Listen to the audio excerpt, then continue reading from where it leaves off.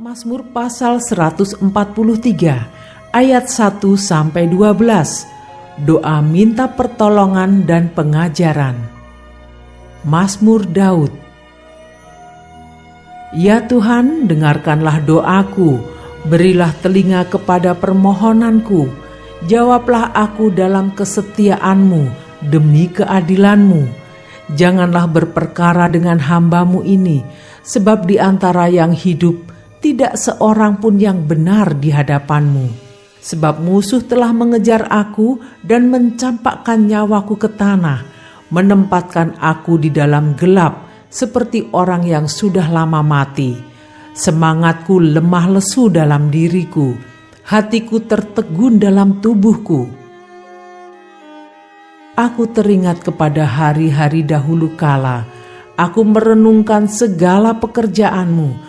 Aku memikirkan perbuatan tangan-Mu. Aku menadahkan tanganku kepadamu, jiwaku haus kepadamu, seperti tanah yang tandus. Selah. Jawablah aku dengan segera ya Tuhan, sudah habis semangatku. Jangan sembunyikan wajah-Mu terhadap aku, sehingga aku seperti mereka yang turun ke liang kubur.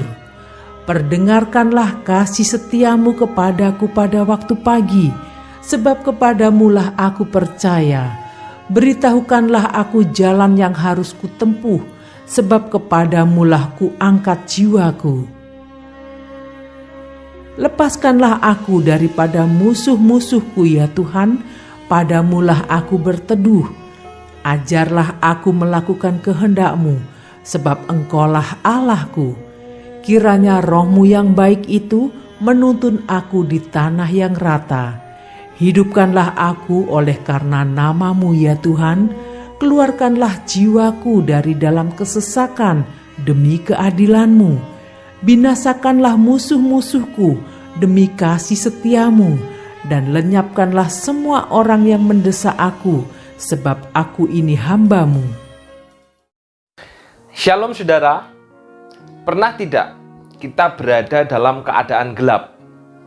Artinya adalah bahwa kita tidak dapat melihat ke depan maupun juga tidak dapat melihat ke belakang karena begitu beratnya penderitaan dan kesusahan kita. Saudara, pengalaman berada dalam gelap menghasilkan akibat berbeda pada orang yang berbeda pula. Ada yang jadi terbentuk berkemenangan, namun justru ada yang malah berada dalam kehancuran. Pengenalan akan Tuhan pun bisa bertumbuh, juga bisa menjadi suram. Dalam Mazmur ini, saudara, kita akan belajar bagaimana pengalaman gelap pemazmur justru membuat pengenalan akan Tuhan makin terang. Saudara, dalam bagian ini Daud berdoa dengan sangat serius. Ia memohon Tuhan mendengarkan berdasarkan kesetiaan dan keadilannya. Ini adalah dua karakter yang menyatakan kesempurnaan Allah dalam menepati janjinya kepada umatnya. Menyadari dosa-dosa yang mungkin menjadi penyebab penderitaan yang dia alami, Daud memohon agar Tuhan tidak menghakimi dia. Ia tahu bahwa tidak ada seorang pun yang benar dan dapat bertahan di hadapan Tuhan. Apalagi saudara, Daud harus menghadapi musuh yang memburu dia.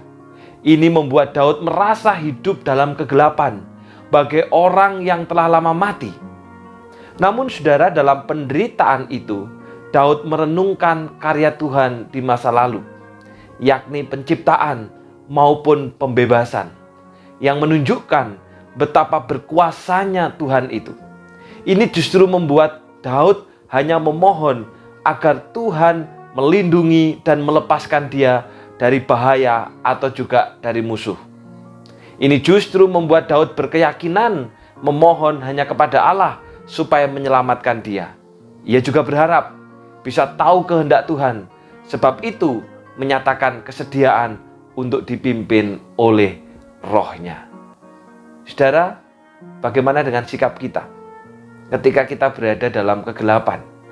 Ketika kita berada dalam zona gelap, karena penderitaan, karena kesusahan, saat kelemahan dan kejatuhan, kiranya saudara, itu menjadi momen bagi kita untuk berbalik pada Tuhan dan mempelajari saat untuk berpaling dan menyelidiki rancangannya bagi hidup kita. Saudara, saat mengalami penderitaan, kiranya itu membuat kita untuk makin terus mengenalnya, bahkan memahami kehendaknya lebih dalam lagi. Kegelapan bisa menjadi kesempatan agar mata rohani kita memandang terang yang sejati, yaitu Allah dan sifat-sifatnya yang mulia. Latihlah berkemenangan, sekalipun sedang berada dalam kegelapan, dengan terus berusaha makin mengenal Tuhan. Kita berdoa. Bapa yang di surga, kami bersyukur untuk firman-Mu hari ini Tuhan, yang mengingatkan kami supaya dalam situasi yang gelap, situasi yang dimana kami tidak tahu harus melangkah, harus berjalan oleh karena kesusahan dan penderitaan, justru dalam situasi yang demikian, kami makin berusaha untuk mengenal Engkau, kami makin belajar untuk mendekat kepada Tuhan, sehingga kami memiliki mata rohani yang justru makin terang, makin jelas, untuk dapat memahami kehendak Allah, untuk dapat memahami maksud Allah, dan untuk dapat memahami rancangan Allah. Mampukan kami semua Tuhan, supaya kami hidup berkemenangan ketika berada di dalam kegelapan. Oleh karena hidup kami bukan makin ke belakang, makin ke bawah, makin mundur, tetapi kami justru makin maju untuk terus mendekat dan mengenal kepada Engkau. Ampuni kami, jikalau dalam situasi gelap, kami justru menghindari Engkau. Kami justru menjauh daripada Tuhan. Kami justru melarikan diri daripada Engkau, sehingga hidup kami makin terjerumus ke dalam kekelaman. Hamba-Mu berdoa ya Bapa secara khusus pada saat ini untuk salah seorang keluarga kami, yaitu Ibu Ingewati Pugu, 54 tahun.